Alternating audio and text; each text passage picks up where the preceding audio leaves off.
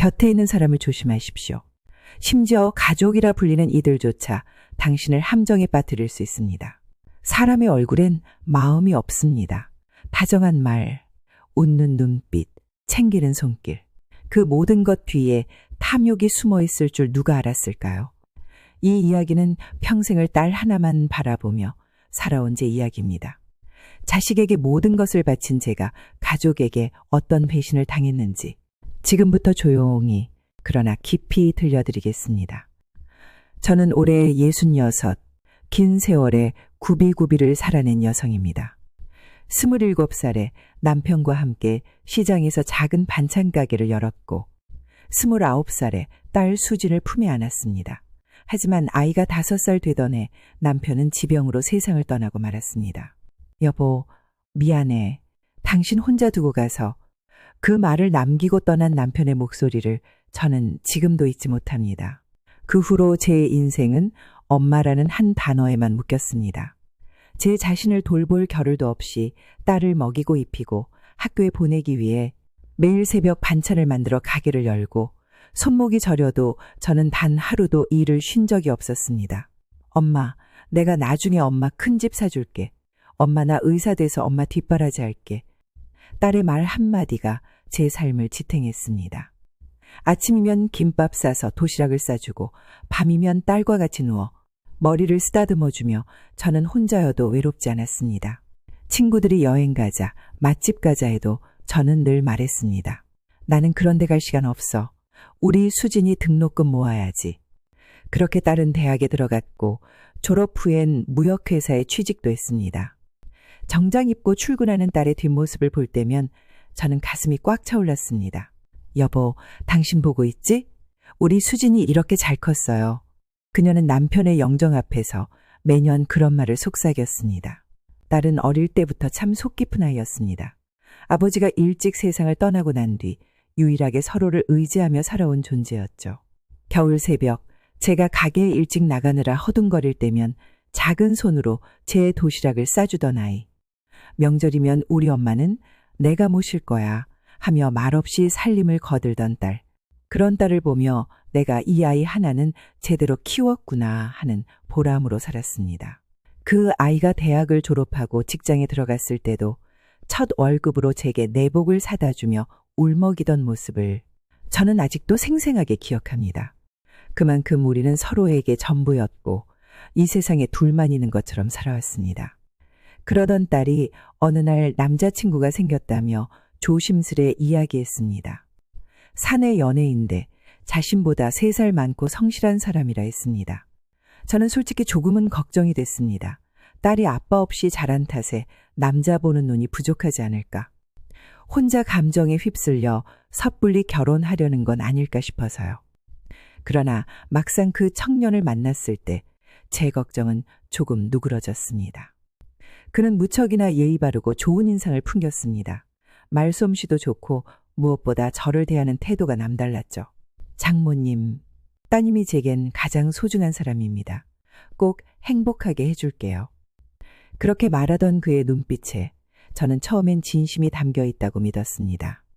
결혼식 날 딸아이를 지켜보며 저는 참 많은 생각을 했습니다. 이제 저 아이도 내 품을 떠나는구나. 그래도 좋은 사람 만나서 다행이야. 잔치가 끝나고 혼자 돌아오는 택시 안에서 울음을 꾹 참으며 집으로 돌아왔죠. 이제 혼자 살아야 한다는 외로움보다 그동안의 고생이 헛되지 않았다는 안도감이 더 컸던 기억입니다. 그런데 결혼하고 나서 반년쯤 지났을까요? 어느 순간부터 딸의 말투와 표정이 조금씩 달라지기 시작했습니다.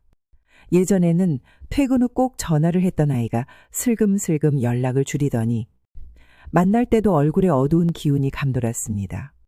요즘은 많이 피곤하지 하고 물으면 그냥 회사 일 때문에 그래.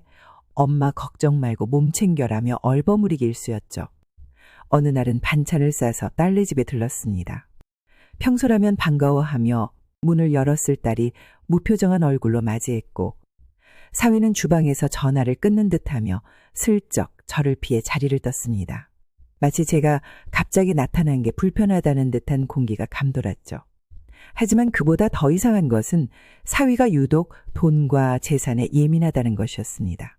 장모님, 요즘 치매 사기 사건이 많답니다. 어르신들 재산 다 날리고 길거리로 나앉는 경우도 있어요. 라며 괜한 이야기를 꺼내더니 혹시라도 무슨 일 생기기 전에 미리 정리하시는 게 좋아요. 명의 이전 같은 거요. 하고 말을 꺼내는 겁니다. 그 순간 저는 속으로 이 사람이 왜 이런 얘기를 하지 싶었습니다. 처음에는 단순히 걱정이라고 여겼습니다. 요즘 노인을 노린 사기도 많고 사위가 그런 사회적 문제에 관심이 많은가 보다 싶었죠.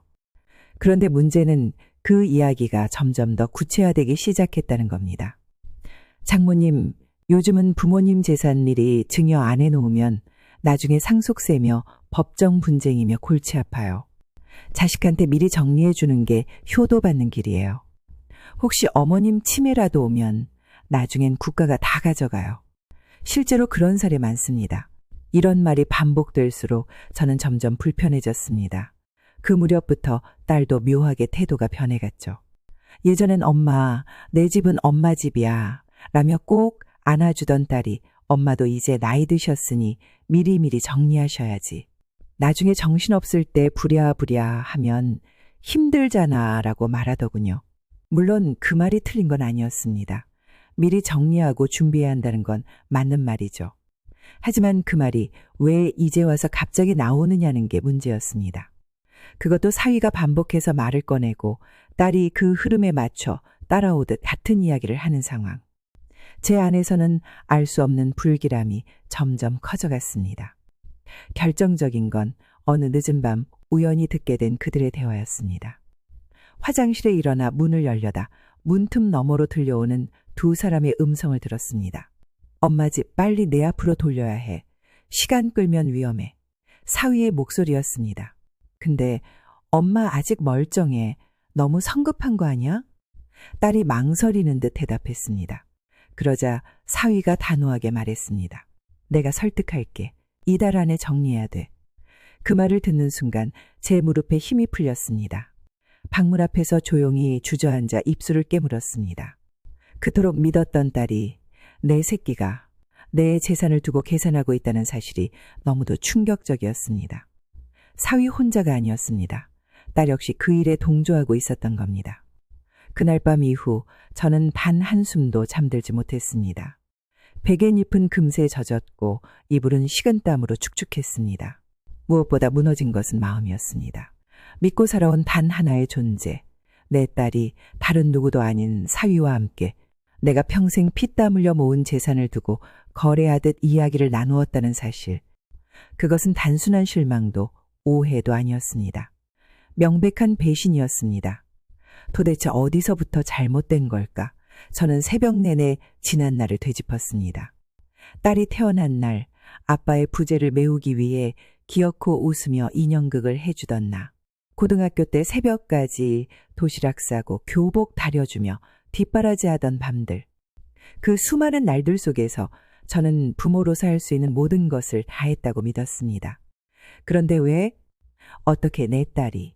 하루 이틀 시간이 흐를수록 제 마음속에서는 더 이상 용서나 오해였기를 바라는 마음조차 사라졌습니다. 저 자신이 너무도 쉽게, 너무도 깊이 가족이라는 이름 아래 무장해제되어 있었음을. 딸과 사위의 말을 떠올릴수록 그간 있었던 자잘한 단서들이 퍼즐처럼 맞춰지기 시작했습니다. 몇 달 전부터 딸이 엄마 요즘 치매 검진 같은 거 안 받아봐 라고 자꾸 물었는지, 왜 사위가 정기적으로 보험 이야기를 꺼냈는지, 왜 명절 때조차 전보다 연락이 줄어들었고 오히려 나를 불편해하는 눈치를 보였는지, 모두가 같은 목적 재산 이전을 위한 분위기 만들기였다는 생각에 도달하자 소름이 돋았습니다. 하지만 저는 그저 감정에만 휘둘리지 않았습니다. 저는 오래전부터 반찬 가게를 하며 단골들과 신뢰를 쌓아온 사람이었습니다. 겉으로는 다정하고 약해 보여도 속에는 부지런히 계산기를 두드릴 줄 아는 단단함이 있었죠. 이번엔 마음이 아니라 현실로 이 상황을 직시하기로 했습니다. 다음 날 아침, 저는 사위를 피하기 위해 일찍 외출했습니다. 아무 말도 하지 않은 채 옷을 챙겨 입고 동네 변호사 사무소가 있는 구청 근처로 향했죠. 무료 법률 상담이 가능한 시간이 있다는 것을 이전에 주민센터 자원봉사를 하며 들은 적이 있었습니다. 상담실에 뿔테 안경을 낀 젊은 변호사가 제 이야기를 조용히 들었습니다. 처음에는 조심스럽게 말을 시작했지만 점차 이야기를 이어가며 저는 모든 상황을 빠짐없이 털어놓았습니다. 딸과 사위의 대화, 그동안의 언행, 그리고 모든 재산 상황까지. 변호사는 잠시 고개를 끄덕이더니 메모를 하며 조용히 입을 열었습니다. 김 선생님, 이거 그냥 넘어가시면 안 됩니다. 가족이라도 이건 명백한 사기미수 시도에 해당될 수 있어요. 특히 장모님의 판단력이 흐려지길 기다리는 발언을 했다면 법적으로도 상당히 위험한 사안이 될 수 있죠. 그리고 그는 조심스럽게 몇 가지 방법을 제안했습니다. 그중 귀에 들어온 건 바로 신탁이었습니다. 본인 명의의 재산을 제3자 또는 법인 명의로 신탁이라는 법적 보호장치를 걸어두고 일정한 조건이 아니면 어떠한 매매, 담보 설정도 불가능하게 만드는 제도였습니다. 즉, 서류상은 여전히 장모님 이름이지만 실질적으로는 어떤 처분도 함부로 못하게 되는 거예요. 아무도 건드릴 수 없게 되죠. 처음 듣는 말이었지만 저는 직감적으로 알 수 있었습니다. 이 방법이야말로 자신이 찾던 반격의 열쇠라는 것을요. 다음 주에 다시 오겠다는 약속을 하고 변호사와의 상담을 마친 저는 사무소를 나서며 처음으로 깊은 숨을 내쉬었습니다. 한겨울 찬바람이 얼굴을 때렸지만 그 속에서 오히려 미묘한 해방감을 느꼈습니다. 그래, 이제는 나도 준비해야 해. 더 이상 순진한 엄마로는 안 되겠어. 저는 곧바로 은행을 들러 예적금 현황을 정리했고 부동산 등기부등본을 떼어 정확한 명예 현황도 확인했습니다. 또 주민센터를 들러 건강진단 이력과 연금 수령 내역 등 저에게 관련된 각종 정보를 깔끔히 정리해 놓았습니다. 그 누구도 몰랐습니다. 다정한 장모, 순한 엄마로 보였던 제가 이제는 냉정한 계산을 시작하고 있었다는 사실을. 저는 다시 변호사를 찾아갔고 약속대로 신탁 계약을 체결했습니다. 조건은 단순했습니다. 재산은 여전히 제 명의로 유지되지만 어떤 외부 침해도 막을 수 있도록 보장하는 구조였죠. 그리고 이 계약에는 반드시 본인의 동의가 있어야만 어떤 처분도 가능하다는 조항이 담겨 있었습니다. 그날 저는 집으로 돌아가는 길에 작은 커피를 하나 사들고 벤치에 앉았습니다. 처음으로 쓴 커피가 달게 느껴졌습니다. 손에 쥔 커피컵은 작았지만 그 속에는 제가 다시 되찾은 주도권이 담겨 있었죠. 며칠 뒤 저는 아무 일도 없었다는 듯 평소처럼 사위와 딸과 함께 저녁을 먹었습니다. 저는 마음속의 복잡한 감정을 철저히 감추고 일부러 더 밝게 웃으며 음식을 챙겼습니다. 고등어를 잘라 사위 접시에 올려주며 말했죠. 자네 요즘 많이 바쁜가 보네. 얼굴이 많이 상했어. 이거 먹고 힘 좀 내게. 사위는 잠시 놀란 듯 했지만 이내 머쓱한 미소를 지으며 대답했습니다. 아유, 장모님 덕분에 힘나요. 요즘은 이것저것 준비하는 게 많아서요. 저는 그날 마치 아무것도 모르는 순한 어머니처럼 행동했습니다. 하지만 저의 눈빛은 오히려 더욱 날카로웠습니다. 사위가 말을 아끼며 피곤하다는 핑계를 댔을 때 그녀는 이미 그의 마음속에 초조함이 스며들고 있다는 걸 직감했습니다. 그리고 그 다음 날 저는 기다렸다는 듯 조심스럽게 말을 꺼냈습니다. 그래, 자네 말이 맞을지도 모르겠네. 나도 이제 나이가 있고 이런저런 생각이 들어. 요즘은 치매도 무섭고 괜히 땅이며 예금 같은 거 나중에 헛일되는 건 아닐까 걱정도 돼. 사위는 그 순간 눈빛이 반짝였습니다. 하지만 그걸 감추느라 애쓰는 모습이 고스란히 제 눈에 들어왔죠. 딸은 다소 당황한 듯 엄마 그걸 이제 생각해? 하며 멋쩍게 웃었지만 사위는 재빠르게 반응했습니다.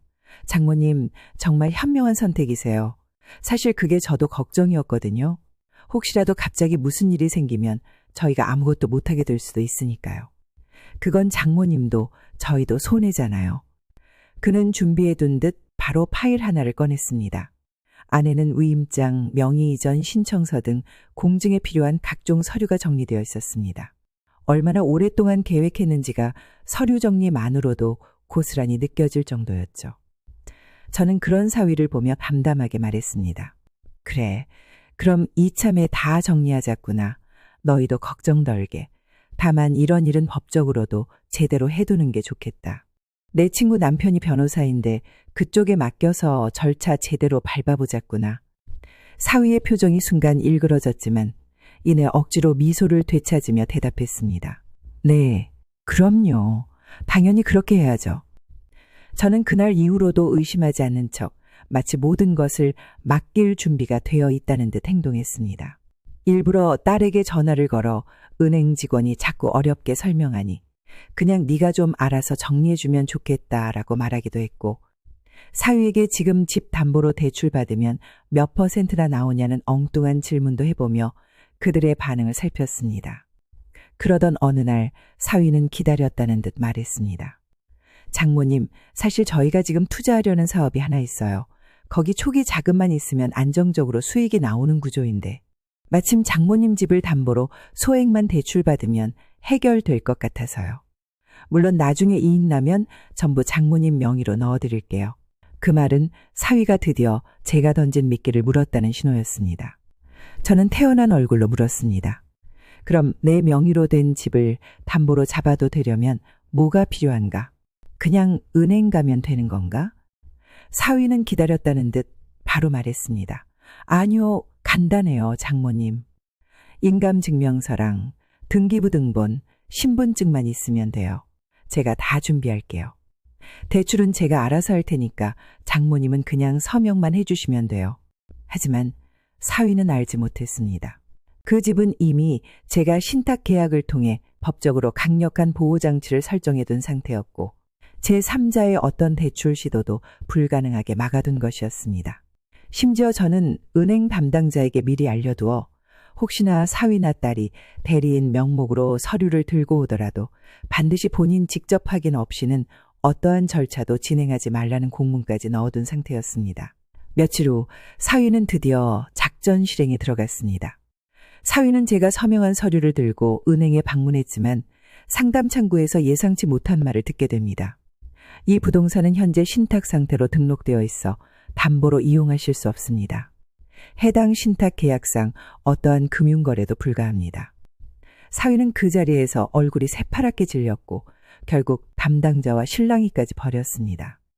그는 화가 나 씩씩대며 은행을 빠져나갔고 곧바로 저희 집으로 달려왔습니다.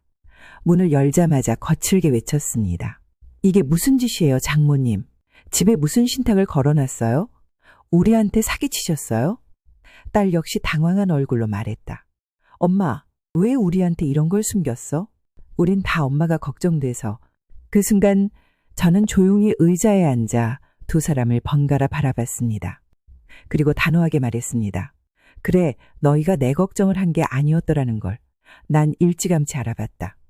내 피 같은 재산을 탐내는 너희 눈빛을 내가 바보처럼 속아 넘어갈 줄 알았니? 저는 자리에서 일어나 사위와 딸 앞에서 이렇게 말했습니다. 내 재산은 내 인생이야. 가족이란 이름으로 도둑질하지 마라.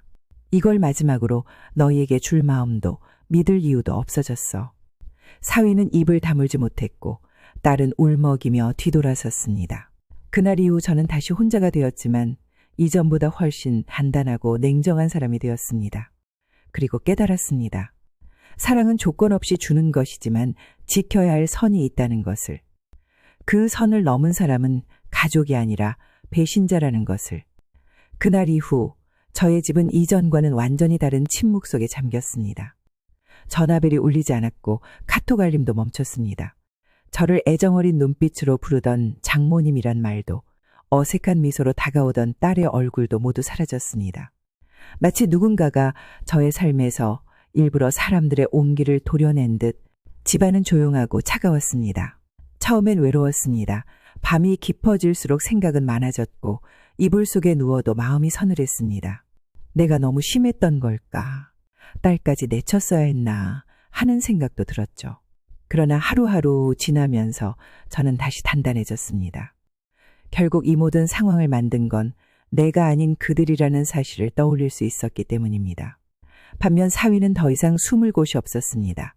집담보 대출이 막히자 사업 운영 자금이 곧바로 고갈됐고 밀린 외상, 급여, 세금까지 연체되기 시작했습니다.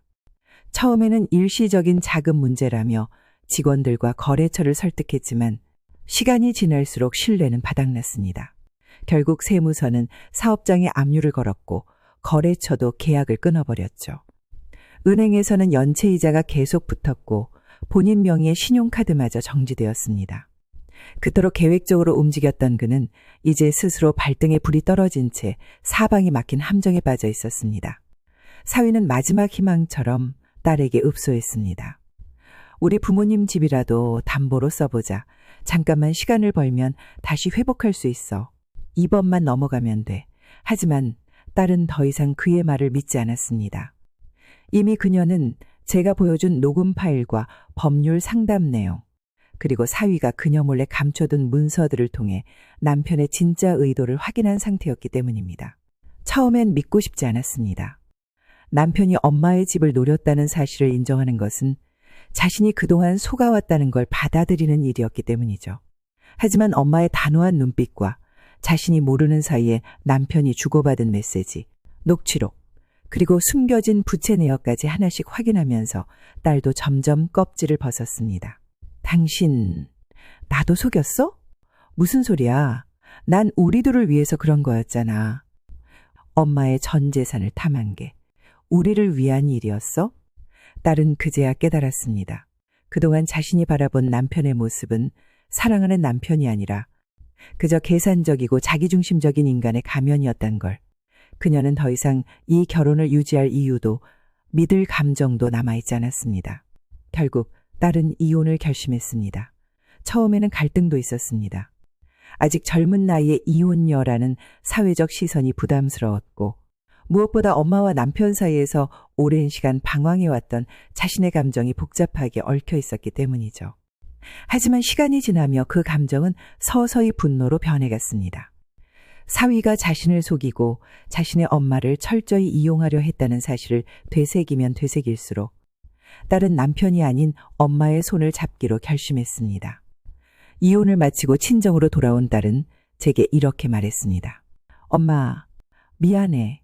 그 말을 들은 저는 잠시 아무 말도 하지 않았습니다. 마음속에서는 수없이 많은 생각이 오갔습니다. 그럼에도 이 아이는 내 딸이구나. 이제라도 돌아와줘서 다행이다라는 안도와 함께 여전히 가시처럼 박혀있는 상처가 욱신거렸죠. 엄마가 먼저 용서해줄 생각은 없어. 하지만 돌아온 건 잘한 일이야. 이제 너도 엄마처럼 내 삶을 스스로 지켜야 해. 제 말은 차가운 듯 들렸지만 그 안엔 깊은 사랑이 담겨 있었습니다. 한편 사위는 파산 신청을 하며 더 깊은 나락으로 떨어졌습니다. 신용불량자가 되었고 주변 지인들에게도 신뢰를 잃었으며 지인의 명의로 돌린 투자금 횡령 의혹까지 수면 위로 올라왔습니다. 경찰 조사를 받았고 기소유예와 사회봉사 명령을 받는 등 그의 삶은 한순간에 무너졌습니다. 저는 그 소식을 듣고도 무표정했습니다. 그래, 자업자득이지. 남의 피와 땀을 탐한 죄, 그 값은 언젠가 꼭 치르게 되어 있어. 저는 이제 더 이상 그들의 행동에 휘둘리지 않았고 누구보다 조용히 그러나 강하게 자신의 삶을 지켜나가기 시작했습니다. 저의 마당 텃밭에는 다시 싱그러운 방울토마토와 상추가 자랐고 저는 이웃들과 김치를 나누며 웃었습니다. 어느새 제 얼굴에도 예전의 빛이 돌아오기 시작했습니다. 한때 가장 소중했던 가족에게 배신당한 기억은 사라지지 않았지만 더 이상 저를 묶어두지 않았습니다. 저는 그날 마음속에 새긴 한마디를 늘 되새겼습니다. 가족이라 해도 선을 넘는다면 그건 더 이상 가족이 아니다. 나를 지킬 줄 아는 사람만이 진짜 어른이다. 이혼 후 딸은 친정으로 돌아왔고 저와 단둘이 지내는 시간이 늘어났습니다. 처음엔 어색했습니다. 한 지붕 아래 있었지만 서로를 바라보는 눈빛엔 상처와 미안함이 묻어 있었습니다. 딸은 괜히 제가 좋아하는 음식을 해놓고 눈치를 보거나 TV를 보다 말없이 방으로 들어가곤 했죠. 저 역시 차마 딸의 눈을 똑바로 마주보지 못했습니다. 우리가 나눈 가장 긴 대화는 밥 먹었니와 일찍 자라였을지도 모릅니다. 그렇지만 이상하게도 그 어색한 시간들이 서로의 마음을 녹이기 시작했습니다. 딸은 종종 밤늦게 혼잣말처럼 말했습니다. 엄마, 나 진짜 몰랐어. 그 사람이 그렇게까지 엄마를... 어릴 땐 엄마가 세상에서 제일 멋졌는데 언제부턴가 내가 너무 달라졌던 것 같아. 저는 그 말을 들으며 억지로 눈을 감았습니다. 눈물이 났지만 울고 싶지 않았습니다. 딸의 진심을 늦게나마 알게 된 것만으로도 위로가 되었기 때문입니다. 이후로 둘은 조금씩 대화를 시작했습니다. 딸은 엄마의 이야기를 들으며 옛날 사진을 꺼내보기도 했고, 저는 그런 딸의 눈빛을 보며 마음속의 응어리를 천천히 풀어갔습니다. 매일 아침 저는 손수 차린 따뜻한 된장국을 식탁 위에 놓으며 말했습니다. 먹고 나가 그래야 하루가 든든하니깐. 딸은 고개를 끄덕이며 말없이 국을 떠먹었고, 그렇게 우리 두 사람은 상처와 후회를 감싸 안으며 조금씩 가족으로 다시 돌아왔습니다. 하지만 저는 더 이상 예전처럼 무조건적인 희생을 하진 않았습니다. 제 자신을 지키기로 결심했기 때문입니다. 과거처럼 모두를 위해 저를 무너뜨리는 방식이 아닌 저를 중심에 두고 다시 관계를 만들어가는 법을 배워나가고 있었습니다. 딸과 함께 사는 집 안에는 변화가 생겼습니다. 한쪽 벽에는 제가 직접 그린 민화액자가 걸렸고, 거실에는 손주들이 보라고 사둔 동화책이 꽂혀 있었습니다. 저는 주민센터의 수묵화 교실에 나가 배우기 시작했고, 몇 달이 지나자 저의 손끝에서 그려진 그림들은 마치 오래된 이야기처럼 고요하면서도 강렬한 생명력을 품고 있었습니다. 나와 우리 딸이 다시 만나는 장면을 상상하며 그렸어요. 어느 날 수묵화 발표회에서 저는 그렇게 말했습니다. 조용한 박수가 울렸고 딸은 뒤편에서 눈시울을 훔쳤습니다. 그리고 어느 날 저는 결심했습니다. 한 번뿐인 삶을 누구의 인정을 받기 위해 살아서는 안 되겠다고. 저는 텃밭을 정리하고 평소 해보고 싶었던 일들을 하나씩 시작해보기로 했습니다. 우선 작은 글쓰기 모임에 나갔습니다. 처음엔 나는 글을 못 써요 라며 머뭇댔지만 다른 어르신들의 진솔한 이야기를 들으며 저도 처음으로 제 삶을 종이에 써내려가기 시작했죠. 내 이름은 김미숙입니다. 60 중반이 넘어서야 나를 찾기 시작했습니다. 시작한 저의 첫 글은 모임에서 큰 박수를 받았습니다. 또한 저는 주일회 인근 복지관에서 동화책 읽기 자원봉사를 시작했습니다. 처음엔 아이들 앞에 서는 게 두려웠지만 한 아이가 할머니 목소리 너무 좋아요 라고 말했을 때 저의 눈에서는 눈물이 났습니다. 그 말 한마디가 지난 몇 달간 저의 얼어붙은 마음을 따뜻하게 녹여줬기 때문입니다. 혼자 사는 밤이 외롭지 않았냐고 묻는다면 저는 이렇게 대답할 겁니다. 외로운 건 맞아요. 하지만 두렵진 않아요. 진짜로 외로운 건 곁에 사람이 있으면서도 내가 외면당할 때였어요. 지금은 나와 함께 사는 나 자신이 있으니까 난 괜찮아요. 지금도 저는 매일 이른 새벽 5시에 일어납니다. 따뜻한 보리차를 마시며 창문을 열고 동이 트는 하늘을 바라보죠. 가끔 새들이 창밖을 스쳐 날아가면 오늘은 무슨 좋은 일이 있을까라는 생각으로 하루를 시작합니다. 저의 삶에는 거창한 사건도 대단한 인물도 없습니다. 하지만 누구보다 당당하게 조용하지만 힘있게 살아가는 60대 여성 김미숙이 있을 뿐입니다. 저는 이제 누군가의 장모, 누군가의 엄마가 아니라 그저 나로서 살아가는 단 하나의 김미숙입니다. 시간이 흐르며 저는 자연스럽게 주변의 인간관계를 다시 돌아보게 되었습니다. 예전에는 가족이라는 이름 안에 모든 믿음을 담고 살았습니다. 피를 나눈 사이라면 무슨 일이 있어도 등을 돌리지 않을 거라고 믿었고, 사랑하는 딸이라면 언제나 자신 편이 되어줄 거라고 확신했습니다. 하지만 그 믿음이 무너졌을 때 저는 깨달았습니다. 피보다 더 강한 건 마음이라는 사실을. 생물학적인 관계가 아무리 가까워도 그 마음이 함께하지 않으면 오히려 더 깊은 상처를 남길 수 있다는 것을요. 저는 그렇게 가족의 의미를 완전히 다시 쓰기 시작했습니다. 제가 변화를 가장 강하게 느낀 건 주민센터 봉사를 하며 만난 사람들과의 관계 속에서였습니다. 한참 연하의 직원이자 봉사 코디네이터였던 정아 씨는 처음 제가 봉사활동에 참여했을 때부터 각별히 신경을 써주었습니다. 선생님, 오늘도 오셨어요? 어제 애들이 선생님 목소리 너무 좋다고 수근수근 하더라고요. 그녀의 말 한마디에 저는 활짝 웃을 수 있었습니다. 그래요? 그럼 오늘은 더 신나게 읽어줘야겠네. 처음 보는 사람들이었지만 서로 진심으로 격려하고 응원하는 관계 속에서 저는 따뜻한 정을 느꼈습니다. 한 번은 비 오는 날 우산을 챙기지 못하고 복지관에서 나서려던 저에게 동년배 봉사자가 말했습니다. 미숙 씨, 나랑 방향이 같으니까 같이 가요. 예전에 저라면 괜찮다고 손사래를 쳤겠지만 그날은 자연스럽게 그 손길을 받아들였습니다. 두 사람이 나란히 걸으며 나눈 대화 속엔 의무도 조건도 없었습니다. 오롯이 인간 대 인간으로서 주고받는 따뜻한 감정만 있었죠. 텃밭에서 함께 농사짓는 박할머니도 어느새 가까운 친구가 되었습니다. 박할머니는 말수가 적었지만 늘 말없이 자신이 기른 상추며 오이를 한 움큼씩 제 바구니에 넣어주곤 했습니다. 이렇게 많이 주셔도 돼요? 뭘? 우리 같이 먹는 거지. 당신 웃는 거 보면 기분이 좋아져. 그 짧은 말 한마디에 저는 가슴이 찡했습니다. 그 어떤 위로보다도 큰 감동이었습니다. 피 한 방울 섞이지 않은 사이지만 오히려 그런 사이에서 더 진심이 느껴졌습니다. 저는 어느 날 다이어리에 이렇게 적었습니다. 피는 물보다 진하다고 하지만 진심은 피보다 더 진하다는 걸 알았다. 내 곁에 남은 사람들, 그들이 진짜 내 가족이다. 저는 이제 더는 혈연을 가족의 절대 조건이라 생각하지 않습니다. 오히려 상대의 말 속에 나에 대한 존중이 있는가, 따뜻한 마음이 느껴지는가. 그것이 진짜 가족을 판단하는 기준이 되어버렸습니다. 그 덕분일까요? 예전엔 가족끼리 상처를 주고받는 일상이 너무 익숙했는데 이제는 하루에 한 번이라도 진심 어린 안부를 주고받는 사이에 마음이 더 끌립니다. 한 통의 문자, 따뜻한 눈빛, 웃으며 건네는 인사, 저는 말합니다.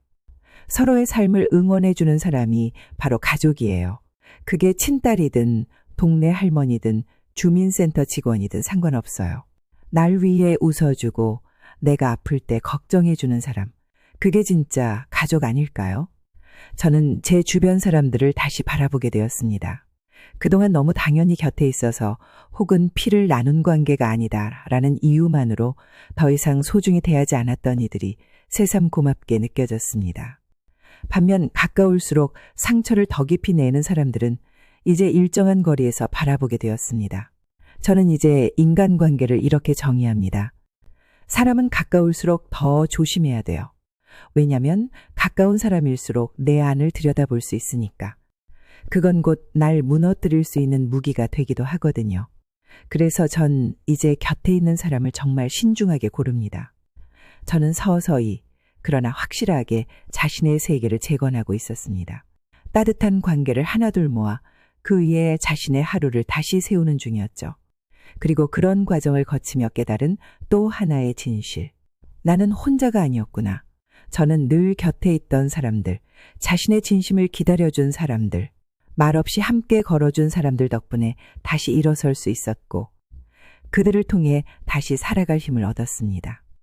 그 누구도 그 어떤 조건도 없이 그저 사람 대 사람으로 저는 그렇게 진짜 가족과 함께 새로운 삶을 한 걸음씩 걸어가고 있습니다.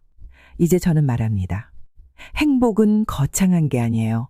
누군가의 말 한마디, 따뜻한 햇살, 그리고 내가 나에게 해주는 응원 하나. 그것들이 진짜 행복이에요. 이전에 저는 늘 누군가를 위해 살아왔습니다. 젊은 시절엔 남편을 위해, 남편이 세상을 떠난 후엔 오직 딸 하나를 위해 살았습니다. 제가 어떤 걸 좋아하는지, 무엇을 꿈꾸는지 생각해 본 적도 없었습니다. 하루하루의 삶은 오직 딸을 잘 키워야 한다는 단 하나의 사명감으로 이루어져 있었고 세상의 기준에서 벗어나지 않는 좋은 엄마가 되기 위해 자신을 갈아 넣는 삶이었죠. 하지만 지금은 다릅니다. 늦은 나이지만 저는 처음으로 오롯이 제 자신을 위한 인생을 살아가고 있습니다. 매일 아침 눈을 뜨면 어제보다 더 나은 하루를 스스로에게 선물해주고 싶다는 다짐으로 하루를 시작합니다. 일상의 소소한 하루가 저의 삶을 풍성하게 만들어줍니다. 아침이면 직접 만든 청국장을 끓이고 텃밭에서 수확한 상추로 작은 반찬을 준비합니다. 뜨거운 밥 위에 푸짐하게 올려 먹는 그 한 끼의 밥상이 어느 비싼 외식보다 더 큰 만족을 줍니다. 식사를 마친 뒤엔 주민센터로 향합니다. 책을 읽어주는 봉사 외에도 요즘엔 아이들과 간단한 공예 수업도 함께 하는데요. 아이들은 저를 선생님이라고 부르며 따릅니다. 한 아이는 수업이 끝나고 다가와 말했죠. 선생님, 저도 나중에 선생님처럼 되고 싶어요. 따뜻하고 웃음 많은 사람이요. 그 말에 저는 참을 수 없이 눈물이 났습니다. 누군가에게 닮고 싶은 사람이 된다는 것. 그건 제가 평생 살아오며 처음 받아본 말이었고, 그것은 무엇과도 바꿀 수 없는 값진 위로이자 보상이었습니다. 오후에는 시장을 돌아다니며 장을 봅니다. 가끔은 상인들과 정겨운 대화를 나누고 늘 찾는 단골 상점의 아주머니와도 인사를 나눕니다. 얼굴이 더 환해졌네. 좋은 일 있으셨나 봐요? 그냥 오늘 아침부터 기분이 좋았어요. 별것 아닌 대화지만 그 속엔 따뜻한 체온이 있었습니다. 예전엔 미소 뒤에 불안과 외로움이 숨어 있었지만 지금 저의 웃음은 진심에서 나오는 것입니다. 자신이 스스로를 사랑하고 아낄 줄 아는 사람만이 지을 수 있는 그런 웃음이었습니다. 지금 나는 누구에게도 의존하지 않고 누구의 판단에도 흔들리지 않아요. 내 삶을 내가 결정하고 내가 꾸며가는 게 이렇게 큰 힘이 될 줄 몰랐어요. 물론 외롭지 않은 건 아닙니다. 명절이 되면 어디선가 들려오는 가족의 웃음소리에 잠시 멍해질 때도 있고, 아이가 뛰어노는 모습을 보면 문득 딸의 어릴 때를 떠올리며 가슴이 먹먹해질 때도 있습니다. 하지만 그 감정마저도 이제는 받아들입니다. 살아온 시간 동안 쌓인 감정들이니 아프다고 밀어내는 대신 곱게 끌어안고 함께 살아가기로 마음먹었습니다. 그것이 저의 성숙이었고 진짜 자립이었습니다. 저는 어느 날 동네 아이들과 함께 나무를 심는 봉사에 참여했습니다. 손으로 흙을 퍼담고 물을 주며 아이들과 웃고 떠들다 보니 어느새 해가 뉘엿뉘엿 기울고 있었습니다. 그날 집에 돌아오며 저는 생각했습니다. 저 아이들이 커서 이 나무를 다시 보겠지. 나도 그때까지 건강하게 살아야지. 그렇게 삶은 조금씩 아주 천천히 제게 다시 다가오고 있었습니다. 저는 이제 알았습니다. 행복은 멀리 있는 게 아니라는 걸. 거창한 성공이나 사랑이 아닌 하루를 충실히 살아내는 그 평범한 시간이 바로 행복이라는 이름을 갖고 있다는 것을요. 지금 저의 마음에는 진정한 평온이 자리하고 있습니다. 상처가 완전히 사라진 건 아니지만 그 위로 새살이 돋아난 것처럼 저는 다시 걸어가고 있습니다. 누군가를 향해 원망하거나 과거에 머무르지 않습니다. 대신 오늘, 지금 제 자신의 삶을 조금 더 따뜻하게 만드는 일을 선택하고 있습니다. 그래서 저는 오늘도 웃으며 이렇게 말합니다. 지금 이 순간 나는 참 괜찮은 사람이에요. 과거의 상처가 나를 더 강하게 만들었고 오늘의 고요가 내일의 나를 더 밝게 만들어줄 거예요. 그러니 이 삶이 참 고맙고 또 사랑스럽습니다. 이처럼 저의 하루하루는 이전과는 전혀 다른 빛깔로 채워지고 있습니다. 진심과 단단함, 그리고 작지만 깊은 평온함으로 말이죠.